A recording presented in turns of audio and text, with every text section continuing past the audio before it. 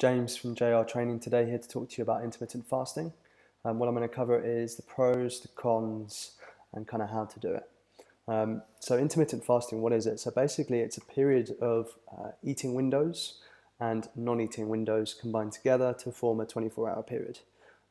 Most common ones are 16 and 8, meaning you fast for 16 hours and you eat for 8. Other ones include like a daily fast, so 1 day a week where you fast completely and you have nothing. Obviously that would be a 24-hour fast. Other variations of fasting includes the 14 and 10, so same thing, not eating for 14 hours and eating for 10. It all kind of depends on your goals, what you need to accomplish. Now, bearing in mind with intermittent fasting, it is a great way to reduce overall calorie intake. However, you still need to know what your macronutrients are for the day. So if you're going to have, I don't know, like 2,000 calories, if you're on a 2,000 calorie diet, which you've determined is the amount that you need to eat in order to lose weight, you must still eat that 2,000 calories within that 8-hour or 10-hour eating period. So it's really important to know what you're going to eat first, know how much you need to eat, and then you can work out how and when you're going to fit all of that into your daily routine.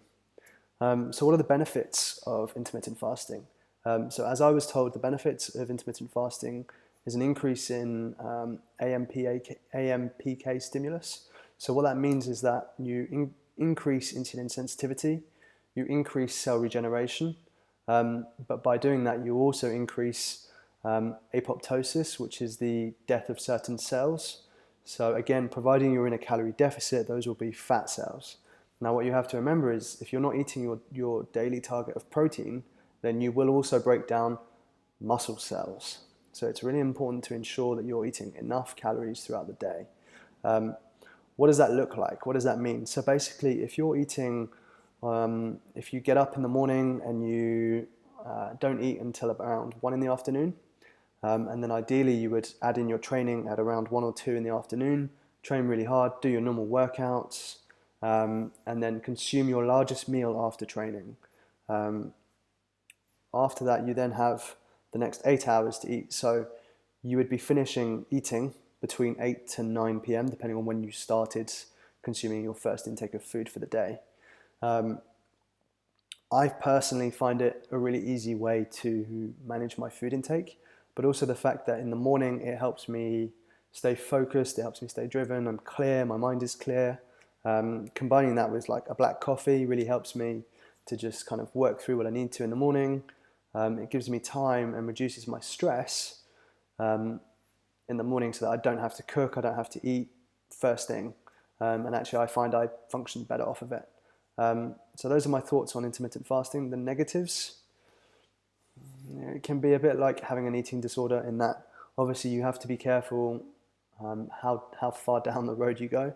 Obviously you don't want to be minimizing calories so much that you're breaking muscle tissue down, that you're breaking your organs down ultimately. So you want to make sure that you stay hydrated as well during that period, during the fasting period, and potentially look at supplementing with things like BCAAs, amino acids, and if you struggle with sort of brain fog, then maybe adding in some glutamine will certainly help clear that up for you and allow you to kind of push through that period.